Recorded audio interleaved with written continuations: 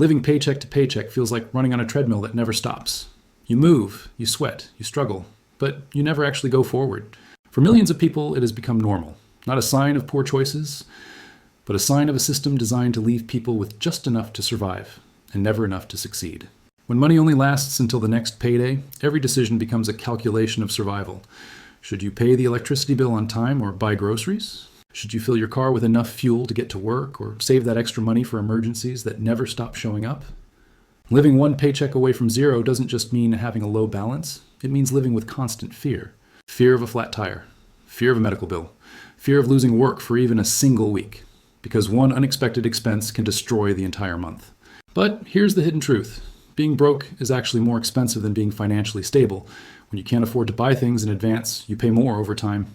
People who have money can buy in bulk, get discounts, or take advantage of opportunities. People who don't have money are forced to live on the smallest, most expensive choices. They buy small amounts of food at higher prices. They rent instead of owning. They pay higher interest rates. They get charged late fees. The less money you have, the more the world charges you for simply existing. Late fees are a silent punishment. You miss a payment by one day, and suddenly a $50 bill becomes $80. Then next month, you're already behind, and the cycle never ends. Companies profit from people who struggle. Banks charge overdraft fees to people who don't have enough money, turning a tiny negative balance into a spiraling debt. Credit card companies make billions from those who can't pay in full. When you're financially fragile, every mistake costs double, and every delay becomes a penalty. And then there's credit. If you're broke, your credit score suffers. If your credit score suffers, life becomes more expensive. You pay higher interest on loans and cars. Sometimes you're even charged higher rent. Insurance premiums go up. Deposits become mandatory. Imagine that, being charged more simply because you don't have enough. That's the system. Rich people earn interest. Poor people pay it. Even basic living becomes a trap. Without savings, you can't afford to fix a car, so you take a loan. You can't buy a reliable car, so you buy a cheap one that breaks down. You can't buy a home, so you rent forever, paying someone else's mortgage. Not because you're irresponsible, not because you're lazy, but because the price of being broke is higher than the price of being secure. The emotional cost is heavy too. When you live paycheck to paycheck, you can't plan for the future. You're forced to think only about today. You don't think about investments. You don't think about retirement. You don't think about building wealth. You think about surviving the week. That mental stress destroys confidence. It destroys motivation. It steals energy. And society calls it poor money management, when most people simply don't earn enough to outrun their expenses. The hardest part is that many people work full-time, even overtime, and still can't get ahead. They work more than ever, but wages don't match the cost of living. Housing, food, transport, healthcare, everything gets more expensive except the paycheck. And when people finally do get paid, the money is already gone before they even touch it. Bills, debt, rent, groceries, transport. It evaporates. Being broke is not just about money. It's about being trapped in a cycle that doesn't allow growth. But here's the twist. Even small changes can break the cycle over time. A side hustle that brings an extra $50 a week. Cutting one debt, building a tiny emergency fund, learning how interest works, investing a few dollars a month. It doesn't change everything overnight, but it creates breathing room. And breathing room creates opportunity. Opportunity leads to change. Because the opposite of paycheck to paycheck living is not being rich. It's having time. Time to think, time to plan, time to make decisions without fear. When money stops controlling your every move, life becomes bigger. You start thinking about investments, passive income, financial freedom, and wealth building. You start realizing that money is not just something you earn. It's a tool you can grow. The world doesn't teach this. Schools don't teach this. Most parents never learned it. But once you understand how the system works, you can stop being a victim of it. You can learn to save before you spend. You can build credit instead of paying for bad credit. You can invest early, even with small amounts. And slowly, the treadmill stops. You stop running just to stay in the same place. Living paycheck to paycheck feels like a trap, but the trap is not your fault. It is a financial system designed to keep people working, not winning. But knowledge and small actions can change everything. Wealth is not built from huge paychecks. It's built from understanding how money moves. And when you learn to make money work for you instead of against you, the cycle breaks. Because at the end of the day, the real hidden cost of living paycheck to paycheck is not just financial. It's the loss of freedom. Breaking that cycle is not about becoming rich. It's about buying back your life. Bad credit is equal to higher prices, higher stress. Most people think bad credit is just a number, a small detail, something that only matters when you're trying to borrow money. But bad credit is not just a number. It is a penalty, a silent price tag attached to your life, a door that quietly closes behind you every time you try to move forward. behind you every time you try to move forward. And the worst part is, the people who can least afford extra costs are the ones who pay the most. Bad credit makes life more expensive. When your credit score is low, companies treat you like a risk. Not because you've done something wrong, but because the system is designed to protect lenders, not borrowers. That means higher interest rates, higher deposits, higher fees, and fewer opportunities. A person with excellent credit buys a car with a low rate. Someone with bad credit pays thousands more for the same car. Not a better car, just the same one. Two people drive off the lot, but one is already losing because their monthly payment is higher simply due to their score. The same thing happens with housing. If your credit is strong, landlords trust you. They reduce deposits or sometimes remove them completely. If your credit is bad, you pay more up front and sometimes get rejected entirely. You could have the same job, the same income, the same responsibilities, but a low score can lock you out of homes in safer neighborhoods, better school zones, and lower priced rent. In other words, bad credit doesn't just affect your money, it affects your quality of life. Now think about borrowing. Someone with great credit can walk into a bank and get a loan with comfort. They pay less interest, free up more cash, and build wealth faster. Someone with bad credit either gets denied or approved with a much higher interest rate. That means the same $10,000 loan costs one person $12,000 to pay back, while another pays $15,000 or more. Bad credit adds hidden costs to everything: cars, homes, personal loans, credit cards. It is a tax on the people who already struggle the most. The people who already struggle the most. Even insurance companies look at credit. Car insurance, home insurance, sometimes even health insurance. They all charge more to people with low credit scores. Not because those people are more dangerous, but because statistics say they are more likely to file claims. So the poor pay more, the stressed pay more. People trying to recover financially get punished on the way up. It's like climbing a ladder while someone keeps adding weight to your back. And the worst part is this: when you have bad credit, you don't get freedom. You get restrictions. You don't get the best deals on it. You get whatever is left. You don't pick the cheapest option. You choose the one you're allowed to have. A good credit score opens doors. A bad score turns life into a negotiation. You ask for chances instead of opportunities. You hope instead of planning. But the damage is not only financial, the stress is real. People with bad credit live with constant worry. Will the bank say no? Will I qualify for an apartment? Will I get denied again? Every application becomes a reminder of past mistakes or hard times. It affects confidence. It affects self-worth. When every door feels closed, motivation fades. Some people give up before they even try. And here's the truth that no one likes to say. Most people with bad credit didn't get there because they were irresponsible. Many were hit by medical bills, job loss, emergencies, divorce, student loans, or unexpected life events. One crisis can wreck years of financial stability. People don't end up with bad credit because they don't care. They end up with it because life hit them harder than their savings could handle. Yet the system punishes them over and over again. But here's the good news: credit can be fixed. And it starts with understanding that credit is a game with rules. And once you know the rules, you can win. Paying on time builds trust. Using credit cards responsibly raises your score. Paying more than the minimum reduces your debt faster. Keeping balances low protects you from damage. And every small step counts. A 20-point increase can change your loan rate. A 50-point increase can save thousands of dollars. Your score doesn't have to be perfect. It just has to move in the right direction. Some people start with secured credit cards. Others use credit builder loans. Some add themselves as authorized users on a trusted family member's card. The path is different for everyone, but the destination is the same: lower stress, lower costs, and more control. Because good credit doesn't make you rich, but bad credit can definitely keep you poor. Fixing your credit is not about chasing a number, it is about buying freedom. Imagine paying less for the same car, spending less on insurance, getting approved instead of denied, having lenders compete for your business. That is the power of repairing your credit. Every point you gain puts money back into your pocket and peace back into your life. Bad credit is expensive, but it doesn't have to be permanent. At the end of the day, a credit score is not a judgment of who you are. It's just a record of where you've been. And where you're going can be very different. You can rebuild, you can recover, you can reset your future. Because the goal is not to be perfect. The goal is to stop paying more for what everyone else pays less for. Bad credit brings higher prices and higher stress. But knowledge brings power, and power builds freedom. Your credit score can change, your life can change, and every smart decision you make from today forward brings that freedom closer. Inflation hurts the poor. Most inflation sounds like a complicated economic term.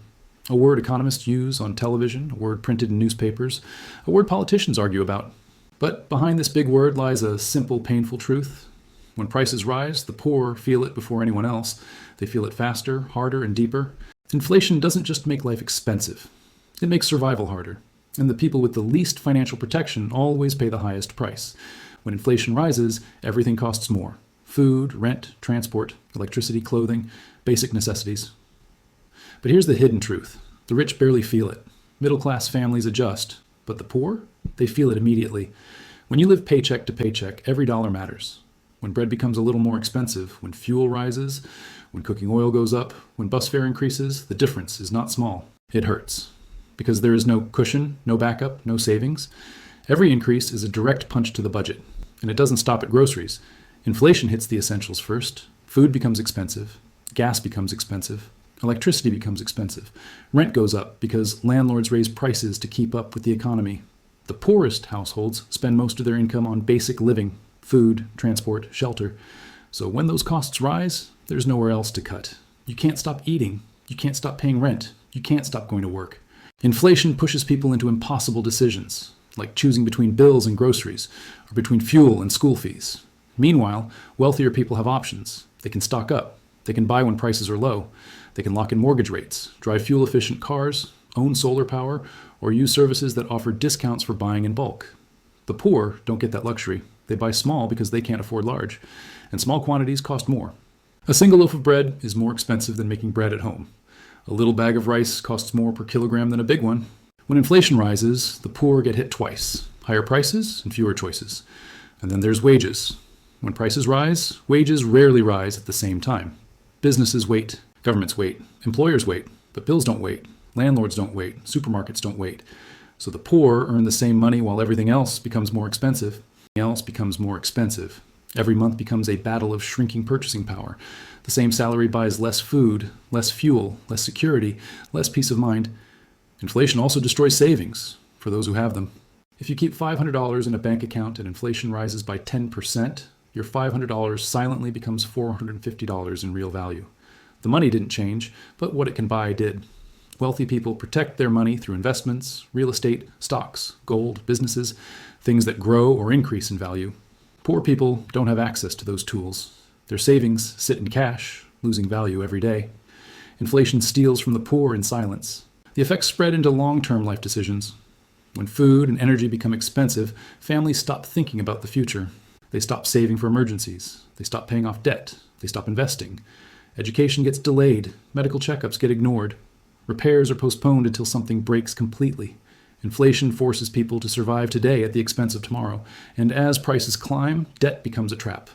When people can't afford day-to-day needs, they borrow: credit cards, loans, payment plans, anything to fill the gap. But inflation doesn't just raise prices, it raises interest rates too. Borrowing becomes more expensive. Repayment becomes harder. The poor borrow at the worst time, under the worst conditions, and pay the highest cost. What should have been a short-term solution becomes a long-term chain. Inflation also destroys stability. Businesses lay off workers, part-time hours get cut, jobs disappear. When companies pay more for fuel, goods, and wages, they raise prices or reduce staff. And once again, the poor are hit first. Losing a job during inflation is worse than losing it in a normal economy. The job market shrinks while the cost of living rises. It becomes the perfect storm of pressure, stress, and fear. Now here's the most ironic part. While inflation crushes the poor, it makes the rich richer. Investors see opportunities. Property owners raise rents. Businesses increase prices but keep profit margins. People with assets see them rise in value. The same economic storm that sinks one family becomes a wave of profit for another.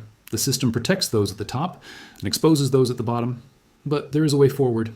Knowledge is protection. Even small financial actions help people survive inflation's impact. Building an emergency fund, reducing high-interest debt, buying non-perishable food in bulk when possible, learning to budget, seeking higher income skills or side income, investing small amounts consistently, even a few dollars at a time. These don't remove inflation, but they fight against its effect. And there's a deeper message. Inflation shows why financial education matters.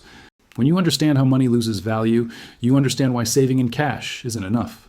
When you understand how prices rise, you realize why investing is not just a wealth strategy, it is survival. The poor are hurt first because they have no shield, but knowledge builds a shield. Inflation is not just an economic concept, it is a daily reality. A quiet enemy that raises costs, eats savings, increases stress, and pushes families into harder lives. And until people learn how money works and how to protect themselves, the poor will continue to feel the pain first and the pain worst. Being poor sounds like having less, but in reality, being poor means paying more for the exact same life as everyone else. It's one of the most backwards truths society never talks about. The less money you have, the more the world charges you. And people don't realize this until they've lived it. Think about buying food. Someone with money can walk into a supermarket and buy in bulk 10 kg of rice, a month of groceries, or a freezer full of meat at wholesale prices. They save money because they can afford to pay up front. Poor people can't. They buy food daily or weekly, just enough to survive, usually at smaller stores that cost more per unit. Over time, the person with less money pays more for the same food, and that's just groceries, the most basic human need. Let's talk transportation. When you're financially stable, you can buy a reliable car, or at least get a car loan with a low interest rate because your credit score is strong. But for someone who's broke, even a cheap car is expensive. They buy old cars with mechanical problems because they can't afford a better one. The car breaks down, repairs pile up, and suddenly they've spent more money fixing a cheap car than someone else spent buying a good one. And if they can't afford repairs, they take taxis or public transport every day, which costs more than owning a working car in the long run. Housing is another painful example. Rich people buy homes. Poor people rent. Rent doesn't end. It doesn't build equity. It doesn't create ownership. You can pay rent for 20 years and end up with nothing. If you have money, you put a down payment on a house and your monthly cost might even be cheaper than rent. But if you don't have savings, you're stuck paying someone else's mortgage while your own future stays on pause. And then there's credit. If you're broke, your credit score is usually low. If your credit score is low, companies treat you like a risk, and they charge you for it. Higher interest on loans, higher interest on credit cards, higher car payments, sometimes even higher insurance. People with strong credit pay less for borrowing money. People with bad credit pay more for trying to survive. Imagine being charged extra because you don't have enough. That's the system. Banks profit from it too. Overdraft fees punish you for not having money. Miss a bill by a few days and companies add penalties. Can't pay all at once. They don't help you.